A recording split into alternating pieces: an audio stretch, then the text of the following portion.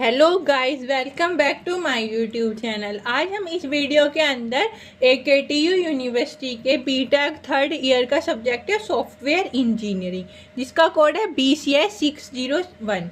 तो हम आज सॉफ्टवेयर इंजीनियरिंग के मोस्ट इम्पोर्टेंट टॉपिक्स देखेंगे जो एग्जाम में बहुत बार रिपीट हो चुके हैं।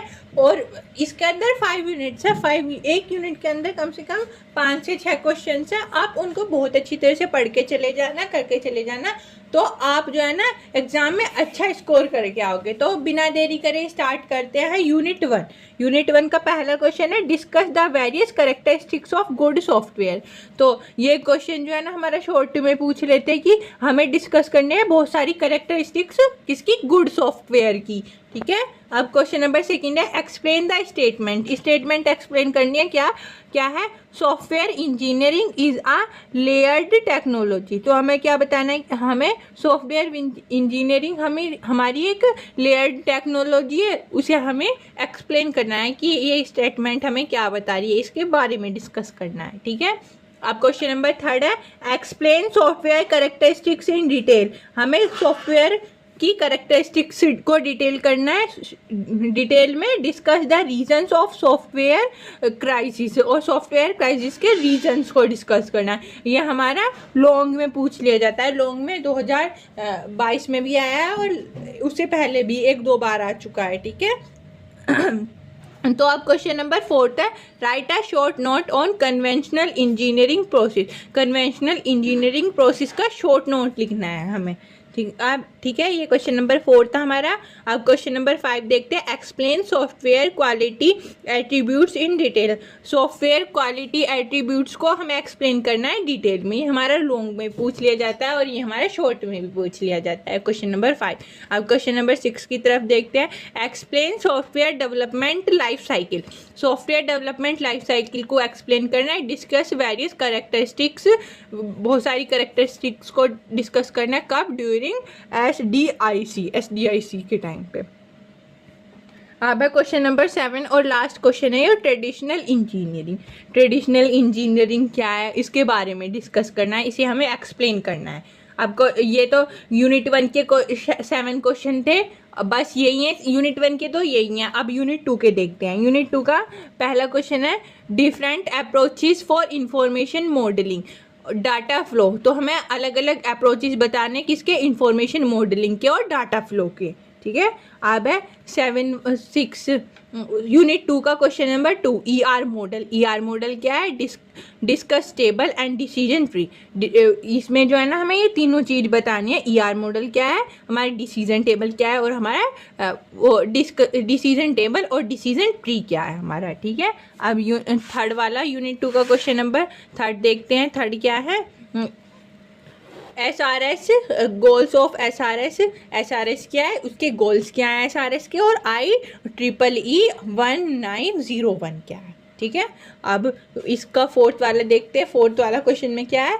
SQA ISO 9000 certificates SEI CMM levels. इसमें हमें ये वाला हमें तीनों चीज़ बतानी होगी। हमारे लॉन्ग में पूछ लेंगे या फिर शॉर्ट में हमारा एक एक करके पूछ लेंगे कि SQA क्या है, ISO 9000 सर्टिफिकेट्स क्या है, ये एक एक करके भी पूछ लेंगे। और डिटेल में पूछा जो हमारा क्वेश्चन डिटेल्स में आया, लॉन्ग में आया, तो हमारे तीनों चीज़ पूछ लेंगे। तो बस यूनिट 2 के अंदर तो ये 4 क्वेश्चन थे, इन्हें कर लेना। अब देखते हैं यूनिट 3 के। यूनिट 3 का पहला क्वेश्चन क्या है?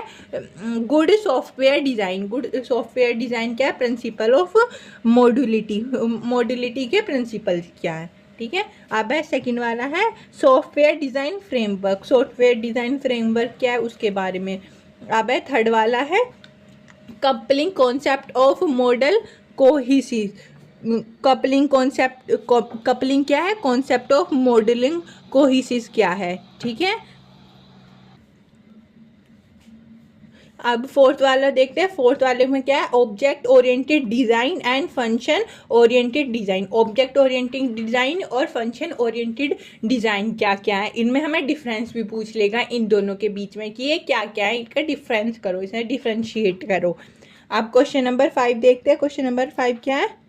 ह्यूरिस्टिक सॉफ्टवेयर म्यूटेनिज्म और साइकोमेट्रिक कॉम्प्लेक्सिटी, ये दोनों पूछ लेंगे हमें, ठीक। आपको अब तो ये थे यूनिट 3 के 5 क्वेश्चन थे। अब यूनिट 4 के देखते हैं। अब यूनिट 4 के क्या है, पहला है सॉफ्टवेयर टेस्टिंग। सॉफ्टवेयर टेस्टिंग क्या है, इसका प्रिंसिपल क्या है। फिर है इंटीग्रेटिंग टेस्टिंग। इंटीग्रेटिंग टेस्टिंग क्या है, सॉफ्टवेयर टेस्टिंग, उसके प्रिंसिपल, इंटीग्रेटिंग टेस्टिंग। तो इन्हें कर लेना। ये जो हमें ज़्यादा पूछ लेंगे, एक से ज़्यादा टेस्टिंग एक क्वेश्चन में पूछ लेंगे तो हमारे डिटेल में बन जाएगा, और जो हमें एक या दो पूछ ले वो हमारा शॉर्ट में आ जाएगा, ठीक है।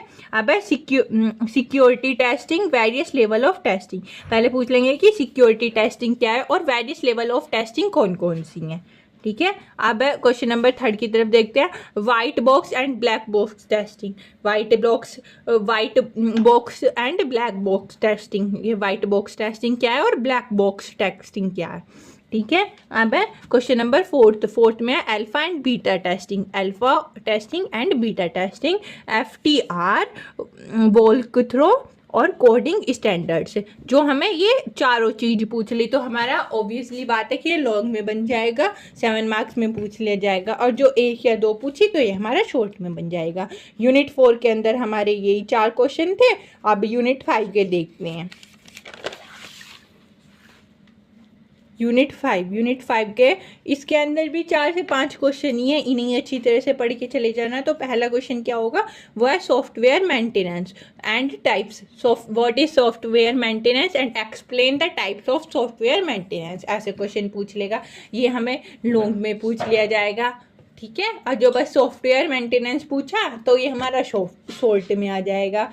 अब क्वेश्चन नंबर 2 है। 2 में क्या है, सॉफ्टवेयर री इंजीनियरिंग प्रोसेस। सॉफ्टवेयर री इंजीनियरिंग प्रोसेस क्या है, इसे पूछ लेंगे। और थर्ड वाला क्वेश्चन क्या है, SCM वेरियस एक्टिविटीज़। SCM की वेरियस एक्टिविटीज़ कौन सी है, और change control process. Change control process क्या है, ये हमें दोनों चीज़ भी पूछ लेंगे, एक एक करके भी पूछ लेंगे। अब इसमें है CAC, केस गोल्स।